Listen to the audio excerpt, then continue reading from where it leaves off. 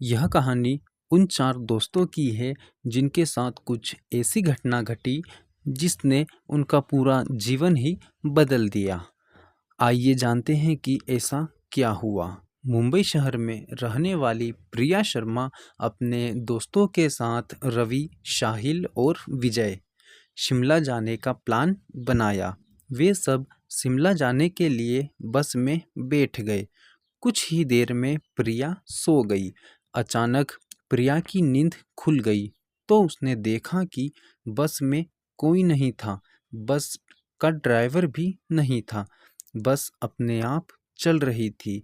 उसके सारे दोस्त भी बस में नहीं थे। यह सब देखकर डर के मारे प्रिया जोर जोर से चिल्लाने लगी।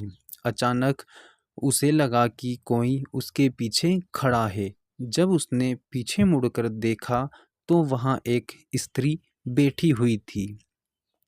उस स्त्री का चेहरा जला हुआ था। ऐसा लग रहा था किसी ने उसके चेहरे पर एसिड फेंका हो।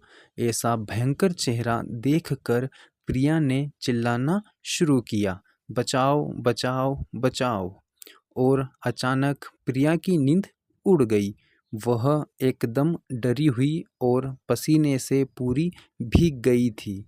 पास में बैठे हुए विजय ने पानी की बोतल दी और बोला, शायद तुमने कोई सपना देखा होगा। थोड़ी ही देर में सब शिमला पहुंच गए और एक होटल पर रात बिताने के लिए गए। दूसरे दिन वह सब साथ में मिलकर होटल के पास वाले पहाड़ घूमने जाने की नक्की किया।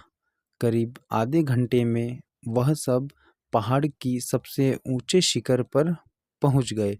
वहीं से नीचे देखने पर घने लीलेझम पेड़ पौधे काफ़ी सुंदर दिख रहे थे। अचानक साहिल चौंक गया और बोला, नीचे देखो, कोई खड़ा है, लगता है कोई स्त्री है। विजय और रवि भी देखने लगे लेकिन उन्हें कोई नहीं दिख रहा था और बोले, तू पागल हो गया है क्या? इस घने जंगल में कोई स्त्री कैसे आ सकती है?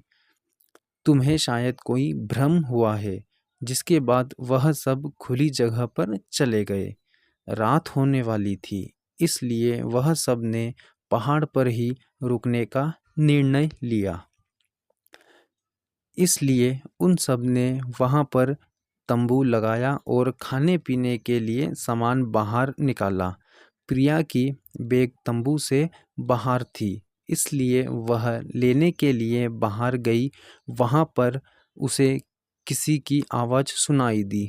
प्रिया उस आवाज़ की ओर अपनी नज़र घुमाती है तो उन्हें सामने से तीन आदमी आते हुए दिख रहे थे। उनके हाथ में धारदार हथियार देखकर प्रिया डर जाती है और दौड़ के तंबू के अंदर आ जाती है। उसने अपने दोस्तों से भी यह बात कही लेकिन कोई भी उसकी बात पर विश्वास नहीं कर रहे थे। प्रिया चिल्लाकर बोली, आप सब पागल हो गए हो? कोई भी मेरी बात पर भरोसा क्यों नहीं कर रहा है?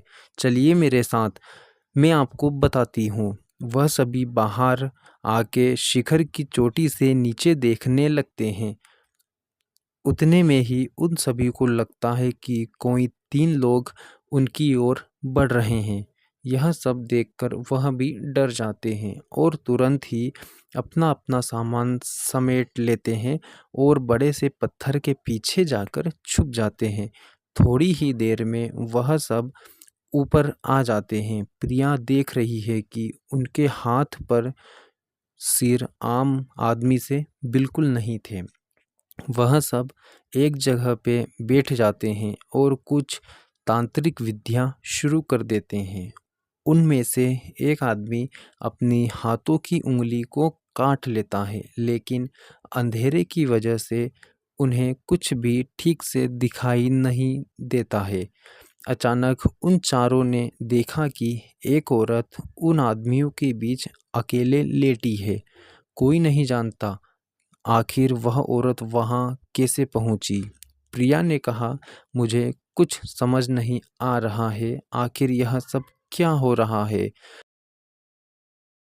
मुझे बहुत ही डर लग रहा है। एक के बाद एक वह तीनों उस औरत को सूंघने लगे। वहीं पे अचानक उस औरत ने अपनी उँगली उठाई और हमारी तरफ इशारा करने लगी। हम सब डर गए। वह तीनों उस औरत को छोड़कर हमारी ओर बढ़ने लगे। हम सब पहाड़ी से नीचे होटल की ओर दौड़ने लगे। हमारी आवाज़ सुनकर वह तीनों हमारी ओर दौड़ने लगे। प्रिया और साहिल सबसे आगे थे और विजय और रवि उनके पीछे दौड़ रहे थे। प्रिया और साहिल होटल तक पहुंच गए, लेकिन रवि और विजय का कोई पता नहीं चल रहा था। हमने होटल वालों से उनके बारे में सभी बातें की तो उन लोगों ने कहा उस पहाड़ पे कोई नहीं जाता, वह पहाड़ श्रापित है। जो भी वहाँ जाता है वह कभी वापस नहीं आता। आपकी किस्मत अच्छी थी कि आप अभी जिंदा हैं।